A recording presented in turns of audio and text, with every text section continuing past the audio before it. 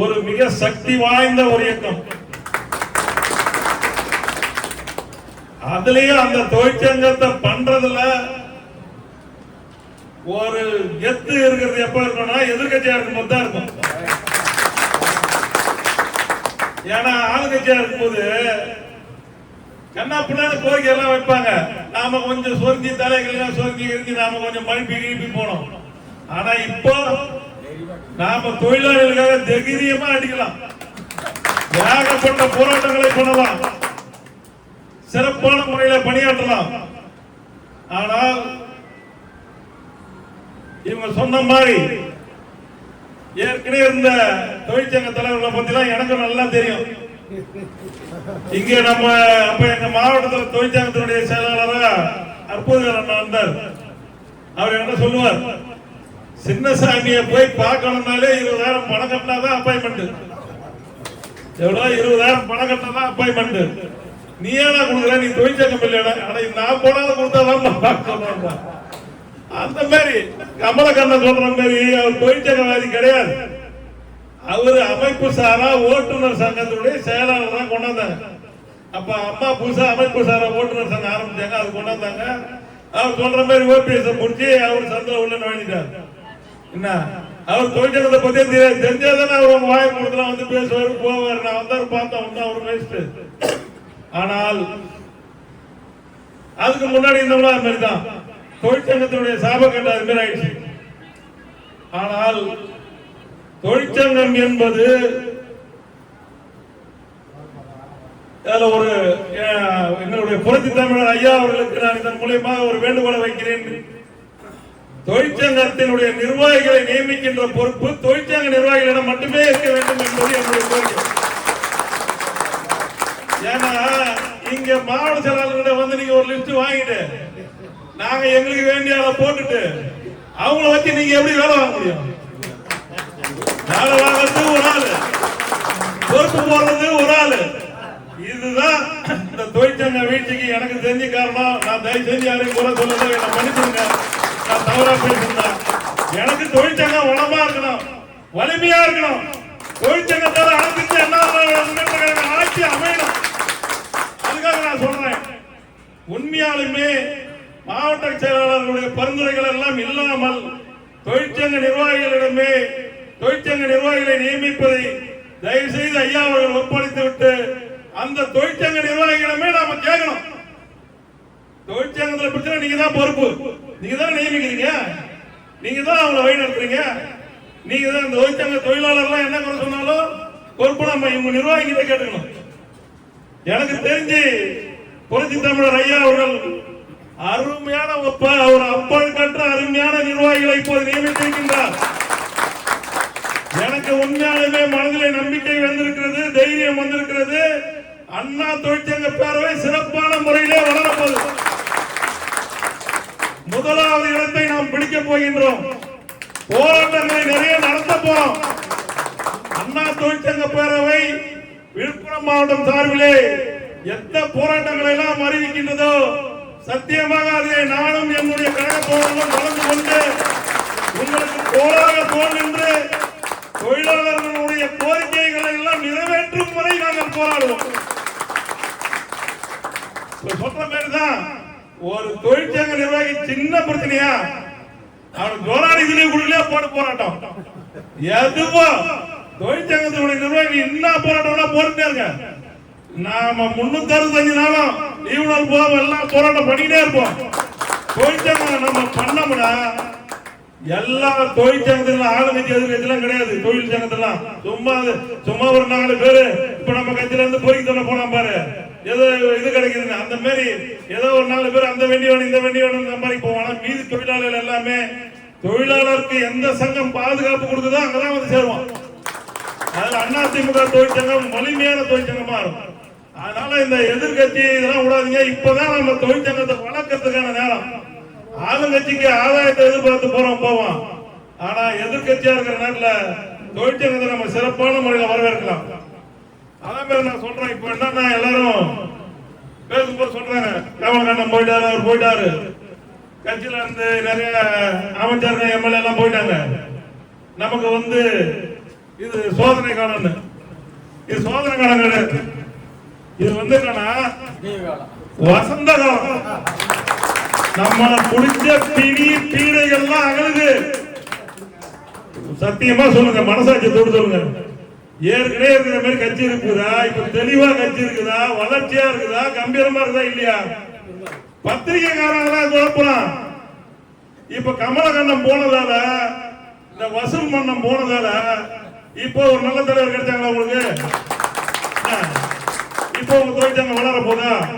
இதே போலதான் இந்த மாவட்டத்தில் ஜாம்பான் சொல்லியிருந்தானுங்கல்ல, இவனுங்க மட்டுமே வளரணும், எவனும் வளரக்கூடாது நோக்கத்தோட, யாரும் கட்சி பண்ணக்கூடாது நோக்கத்தோட, இவனுங்க மட்டுமே ஜெயிக்கணும்ன்ற ஒரு நோக்கத்தோட செயல்பட்டவன்லாம் இன்னைக்கு ஒழிஞ்சிட்டான். கொஞ்சம் பேர் போய் தொலைஞ்சா, இன்னும் கொஞ்சம் பேர் போக மாட்டான். இவனுக்கு போய் தொலைஞ்சதால இன்னைக்கு எல்லா மாவட்டத்திலும் கட்சி வளர்ச்சி அடைஞ்சிருக்குது. சந்தோஷம். இதான் எங்க ஐயா இளம்பரியார் சொல்றாரு. எல்லா இடத்துலயும் நீங்க இளைஞர்கள் கட்சிக்கு வரோம், எல்லாம் சுதந்திர காற்று சுவாசிக்கிறோம். இன்னைக்கு விழுப்புரம் மாவட்டத்தில் எல்லா பொறுப்பாளரும் சுதந்திர காற்று சுவாசிக்கிறோம். இது மாதிரிதான் புதுக்கோட்டையில சுதந்திர காற்று சுவாசிக்கிறோம். கரூர்ல அது மாதிரி எல்லாம் சுதந்திர காற்று சுவாசிக்கிறோம். கட்சி சும்மா வீடு கொண்டு எழுது அருமையா வளரப்போகுது. ஒரு மரத்துல ஆலமரம் போல் வளர்ந்திருக்கிற இந்த அனைத்து இந்த அண்ணா திராவிட முன்னேற்ற கழகத்துல நாளைக்கு வெம்பி போன பழங்கள் கீழே விழுது, நாளைக்கு காஞ்சி போன 4 சரகுகள் கீழே விழுந்தா 400 இளம் தளிர்கள் முளைக்கும். 4 பழுத்த இடம் முழுந்தா 400 இளம் தலை முளைக்கும். அதே மாதிரி ஒரு 400 வேர்கள் பூமியில போகும். பூமியில நல்ல வேர்கள் விடும், நல்ல இலைகள் வரும், கட்சி நல்ல தலை தோங்கி வளரும். புரியுதுங்களா? இது நாம சந்தோஷப்பட வேண்டிய காலம். ஆண்டவன் நமக்கு நல்லது செஞ்சுக்கிறார். இந்த தாவேகா மூலியமா இந்த கட்சியை நாசம் பண்ணி இருந்த நாசக்காரர்களை எல்லாம் தூக்கிடுவான்.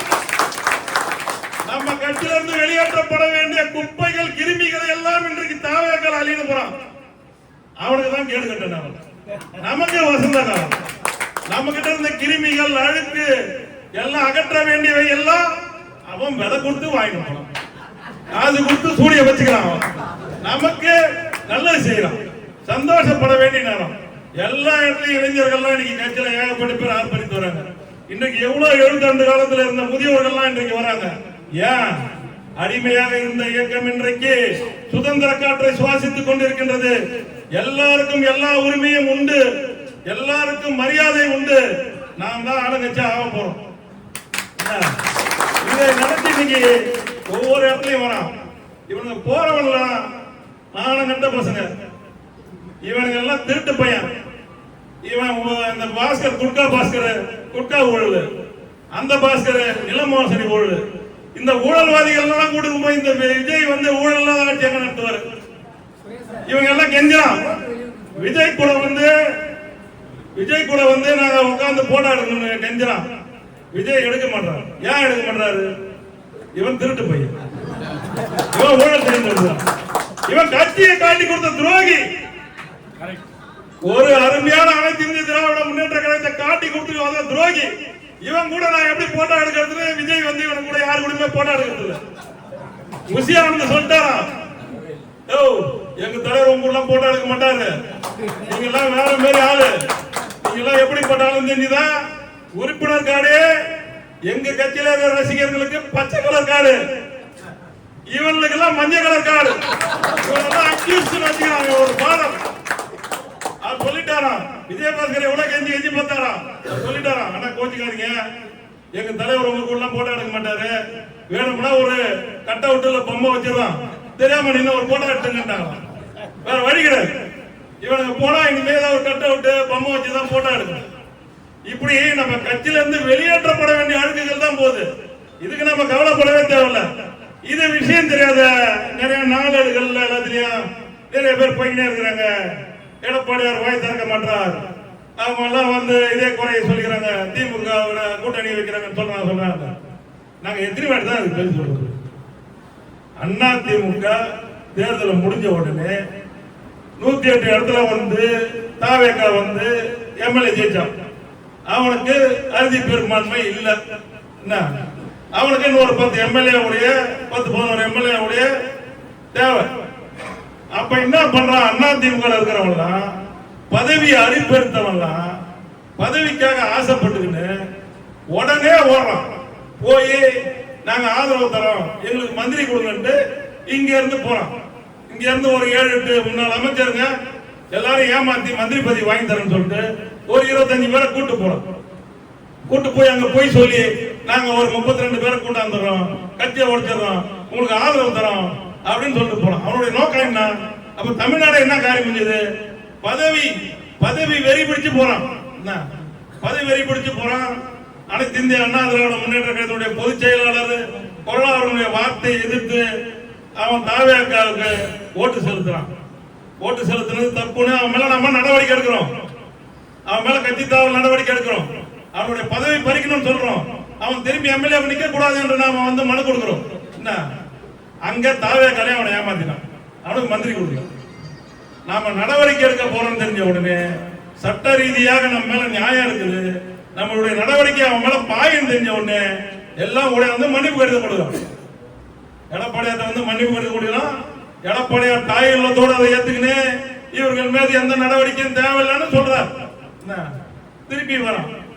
கட்சியை காட்டி கொடுத்து விட்டு தன்னை எம்எல்ஏ ஆக்கிய, கஷ்டப்பட்டு உழைச்சி எம்எல்ஏ ஆக்கிய, மந்திரி ஆக்கிய தொண்டர்களை எல்லாம் பற்றி கவலைப்படாமல் தன்னை வாழ வைத்த, தன்னை கார்ல போக வச்ச, தனக்கு ஒரு பில்டிங்கை கொடுத்த, தனக்கு ஏகப்பட்ட சொத்துக்களை கொடுத்த இந்த கட்சியை மீது கொஞ்சம் கூட கருணை இல்லாமல் இந்த கட்சியை அழிக்க வேண்டும் என்ற நோக்கத்தோடும் இந்த தொண்டர்களுடைய இதயத்திலே ஈட்டியை பாய்ச்சுகின்ற வேலையை செய்துவிட்டு போன இந்த துரோகிகள் எல்லாம் திருப்பி அங்க வேலைக்கு ஆகலாம். திருப்பி வந்த உடனே திருப்பி உங்களுக்கு அதே மாநில பதவி கொடுக்கணுமா, அந்த பதவி கொடுக்கணுமா? இது எந்த விதத்துல நியாயம்? இதை நம்ம கொடுக்க முடியாது. ஏனென்றால் அனைத்து இந்திய அண்ணா திராவிட முன்னேற்ற கழகத்திலே 1 கோடிக்கு மேல் இருக்கிற தொண்டர்களுடைய மனநிலையை புரிந்து வைத்துக் கொண்டிருக்கின்ற தொண்டர்களின் தலைவனாக இருக்கின்ற அண்ணன் எடப்பாடியார் பொதுச் செயலாளராக இருக்கின்ற கட்சி, அவருக்கு வந்து தொண்ட மனநல நல்லா தெரியும். தொண்டன் மனநல எல்லாம் இந்த துரோகிகள் மீது வெறுப்பு அனல் வீசிக்கொண்டிருக்கிறது. அவனெல்லாம் கொஞ்சம் கூட இவர்களை மன்னிக்க கூடாது என்பது அவங்க நோக்கம். இந்த 25 பேர் மேல நடவடிக்கை எடுக்கிறதே நிறுத்தினதுக்கு வருத்தப்படுறான் நம்ம கட்சி தொண்டர்கள். ஆனாலும் அவர் தாயத்தோடு சரி நம்ம திரும்பி ஒரு தேர்தல் வரக்கூடாது, நாட்டுக்கு செலவாக கூட ஒரு நல்ல நோக்கத்தோட அவர் அந்த கடிதத்தை வாபஸ் ஆகினார். இப்ப திருப்பி என்ன பண்றான்? இங்க வந்து மாவட்ட செயலாளர் கிடைக்கல, இங்கே அதிகாரம் இல்ல, ஒண்ணும் இல்லன்றதால இப்ப விஜயபாஸ்கர் ஏன் போறான்? அவன் பாரி வச்சுக்கிறான், ஏகப்பட்ட லாரி வச்சுக்கிறான். முறைகேடா நடக்கிற கல்கோரிகள் நிறைய இருக்கு. ஏற்கனவே திமுக அரசுல அவன் மேல வழக்கு இருக்குது. இந்த விஜயபாஸ்கர் மேல நில மோசடி வழக்கு இருக்குது. இதெல்லாம் இருந்த தன்னை காப்பாத்திக்கிறதுக்கு எனக்கு திருப்பி எம்எல்ஏ சீட்டும் வேணாம், மந்திரியும் வேணாம், என்னுடைய அந்த குவாரி பிசினஸ் எல்லாம் நடந்தா போதும், இவனுடைய இந்த நில வியாபாரி பிசினஸ் எல்லாம் நடந்தா போதுன்னு ஓடுறான் கட்சி விட்டு. இவனுக்கு நாங்க எப்படி போய் சொல்றது? இந்த கிரிமினல் செய்யற வேலைகள்லாம் எடப்பாடியார் பேர் சொல்ல, எடப்பாடியார் பேர் சொல்ல எத்தனை வாட்டி சொல்றது? இவெல்லாம் ஏற்கனவே பதவி அறிவித்து ஓட்டான். ரெண்டாவது இப்ப திருப்பி வந்து ஏதாவது ஒரு ஆதாயம் கிடைக்குமான்னு ஓடுறான். அவனுக்கு மதிக்கவே மாட்டான். நாம பாத்துக்கிறோம், எவ்வளவு கட்சியில பாத்துக்கிறோம். அண்ணா திமுக புரட்சி தலைவி அம்மா தலைமையில தான் எல்லாம் போய் சேருவாங்க, பாத்துக்கிறோமா இல்லையா? திமுக அதே மாதிரி திமுக தலைவர் சேருவாங்க. நீங்க ஏன்னா அந்த தலைவர் முன்னாடி உங்களால சேர முடியல? அந்த அளவுக்கு உங்களை கேவலப்படுறான். எனக்கு மான மரியாதை முக்கியம் இல்ல, எனக்கு தன்மானதான் முக்கியம் இல்ல, எனக்கு பணம் தான் முக்கியம், கொள்ளடிக்கிறது தான் முக்கியம் என்ற கேடு கட்ட எண்ணத்தோட போற இந்த கேடு கட்ட நாய்களுக்கெல்லாம் என் அண்ணன் எடப்பாடியார் போய் சொல்லணுமா? உங்களுக்கு பத்திரிகையில போறதுக்கு எதுவும் இல்லைன்னா இந்த மாதிரி கேள்வி எல்லாம் கேட்பீங்களா? உங்களுக்கு டிவியில போறதுக்கு எதுவும் இல்லைன்னா எல்லாம் கேட்பீங்களா? ஒரே கேள்விக்கு எத்தனை வாட்டி விடை சொல்றது? அவன் எத்தனை வாட்டி ஒரே பையனை திருப்பி போட்டுட்டே இருப்பான். அவன் எல்லாம் சுயநலவாதிகள், பதவி அறிவித்து போனவனுங்க, கொள்ளையடிக்க போனவனுங்க, கிரிமினல்கள், இந்த கட்சியை பிடித்திருந்த பீடைகள். இதெல்லாம் ஒழிஞ்சு போகுது. நாங்க சந்தோஷமா இருக்கிறோம். எங்க அண்ணா திமுக கட்சி வளர்ந்துகிட்டே வருது. நிறைய தொண்டர்கள் வந்து எங்க அண்ணா திமுக கட்சிக்கு, நிறைய பெரியவர்கள் ஒதுக்கி இருந்தவர்கள் இன்னைக்கு அண்ணா திராவிட கட்சிக்கு வந்திருக்காங்க. என் கட்சி பெரும் வளர்ச்சி அடைந்து கொண்டிருக்கின்றது. பொதுச் செயலாளர் நாங்கள் எல்லாம் மிக்க மகிழ்ச்சியில் இருக்கின்றோம். இன்னும் கொஞ்சம் பிசறுப்பித்தெல்லாம் இருக்குது. இதுவும் போய் ஓய்ஞ்சிச்சுன்னா எல்லாம் மற்ற மகிழ்ச்சியோட வருகின்ற தீபாவளியை சிறப்பாக கொண்டாடிட்டு அடுத்த தீபாவளிக்குள்ள அனைத்து இந்திய அண்ணா திராவிட முன்னேற்ற கழக ஆட்சி எங்களுடைய பொதுச் செயலாளர் அண்ணன் எடப்பாடியார் தலைமையிலே மீண்டும் அமையும். அதற்குள்ள இந்த தொழிற்சங்கம் அதற்கு வளகரமாக இருக்கும். வளர்ச்சி அடைந்து வீறு கொண்டு தொழிற்சங்கத்தினுடைய உழைப்பால் மீண்டும் நாம் ஆட்சி அமைக்க வேண்டும். தொழிற்சங்க நிர்வாகிகள் எல்லாம் நீங்கள் இனிமேல் தொழிற்சங்கத்திலே நிறைய உறுப்பினர்களை சேர்த்து நம்முடைய அண்ணன்மார்கள் எல்லாம் உங்களிடத்திலே கருத்துரை சொல்லியிருக்கின்றார்கள், வேண்டுகோள் வைத்திருக்கின்றார்கள். அவர்களை நீங்கள் தக்க முறையில் பயன்படுத்திக் கொள்ள வேண்டும்.